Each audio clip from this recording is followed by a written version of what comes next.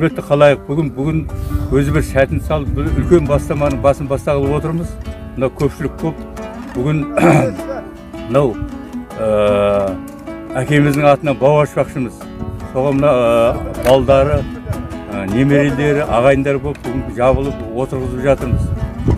Құда қаласа бұрыннан келатқан сөз бар, атадан тал қалсын деген сол аз ғана жылдарда құда қаласа көлеңкесінде отырып жемісін жейтін боласыздар. Мынау барша ағайындарға бәріне көптеп атқан ағайындарға рахмет айтамыз. Құда қаласа пендеріңіз сау, отбасыларыңыз аман, жақсылық бола берсін. Құда қаласа баудың атын әкеміздің атынан жүніс ата бауы деп ашпақсыңыз. Балдарынан немерелеріне ескерткіш болып қалады.